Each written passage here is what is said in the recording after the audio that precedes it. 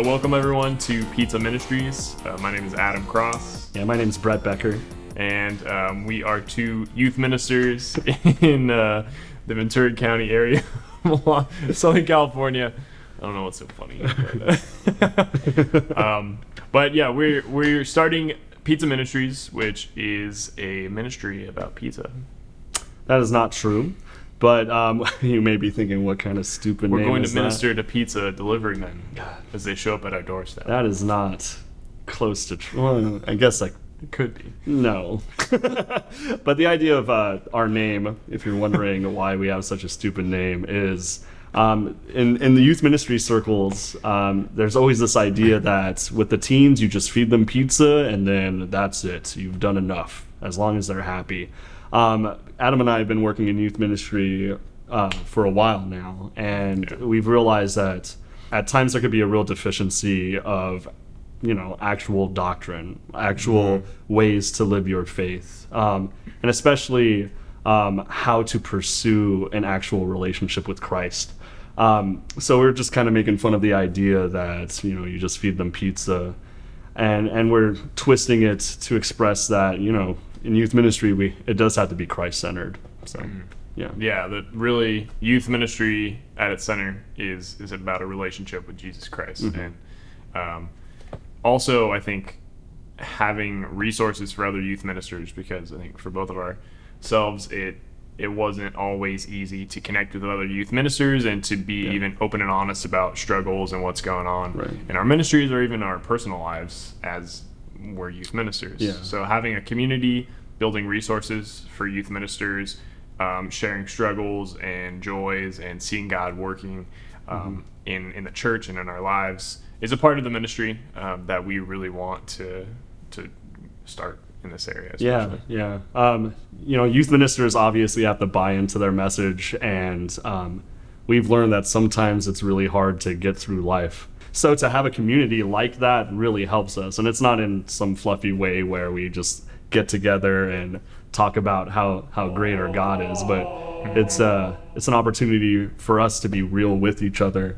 And I don't know about you, but having that type of connection has really helped me to become a better youth minister, I hope. Absolutely.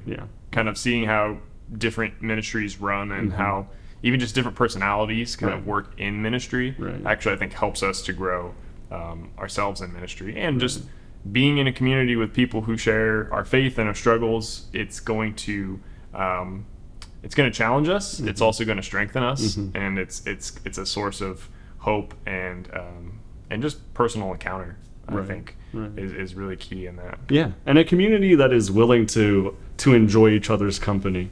A community that's willing to have fun, a community that's willing to share their stupid hobbies with others. For Adam specifically, a community of someone who is willing to make fun of the less fortunate like myself. Sometimes that's very humbling, but very hurtful at times. That could be another video, I guess. Let's talk about that privately.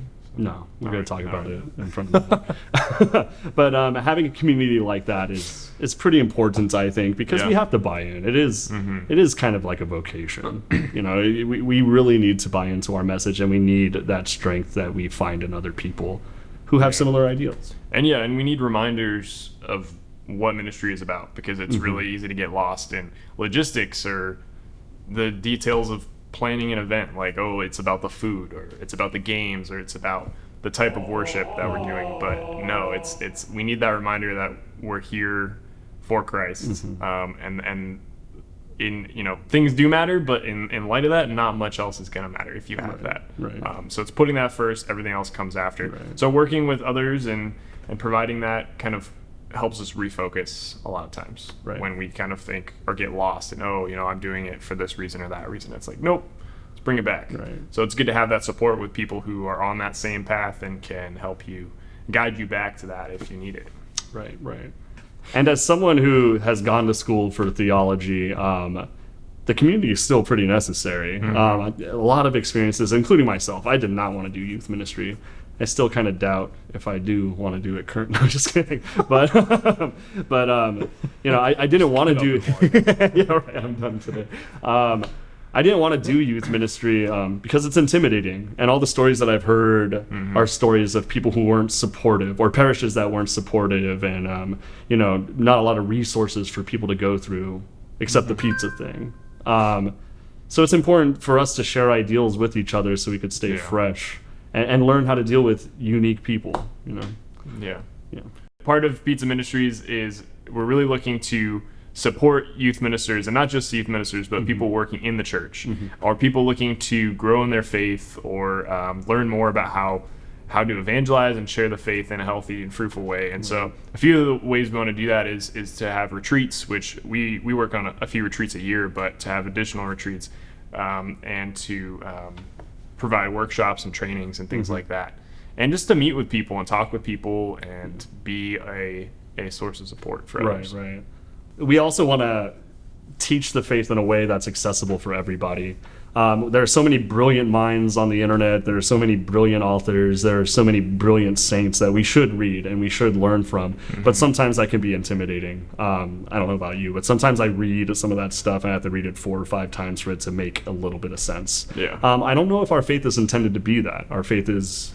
some of my favorite stories are of saints who are very, very young. And this may be kind of rude to say, but my favorite saint is Saint Dominic Savio. He died at the age 14. I doubt he could explain every nuance of Trinitarian theology to me, but he knew how to live a holy life. He knew how to pursue Christ. And he lived a joyous life because of that relationship. And I think that's more of the model that we need to follow at times than the crazy intellectual people that don't make sense to us. They're great. I'm not trying to rag on them at all. And they are hopefully pursuing holiness. I know a lot of them are. I don't want to sound like I'm throwing anybody under the bus, but our faith is meant to be lived, and it's meant to be accessible for everybody. Otherwise, we wouldn't be teaching our faith to elementary school kids. So we want to be able to explain some of these nuances of doctrine and nuances of our faith, so we could feel empowered to share that with others, right? And please be patient with us. This is very new. I don't know what to do with my hands half the time. My knee probably touched his knee like 5 times, and I probably cringed a little bit. I'll just have a little heart come up. So our goal really with Pizza Ministries is to have some videos out frequently, a couple times a month, so that we can talk about these issues, bring people on to hear their stories and their experiences, struggles, and about their relationships with Christ and others in the church. So hopefully we'll be able to do it about once a month or every so often in a month. That wasn't that good. We're excited to get to know all of you. We're excited to share our stuff with you. And another big idea of our ministry is to invite other people to share their testimonies, share why they're Catholic. We do believe that those personal stories make a big deal in people's lives. So you may encounter and may be introduced to some people that you do not know, but I think that their story is really important. Maybe we get big enough where we could interview people that you do know, but I don't think we'll ever shy away from that. The everyday person should share their story because it can be as moving as others. Right? Yeah. So we're excited to start this journey with you. We're excited to share all this stuff with you. I'm excited for you to make fun of me every time I stutter my words. It'll just be a good time. I'll help you in there. It'll be a good time. If you have any comments or anything or suggestions, feel free to leave it down there. I believe it's down there. I don't know, man. I don't know how YouTube works. Where are we? But I hope you enjoy the content. We'll see you soon.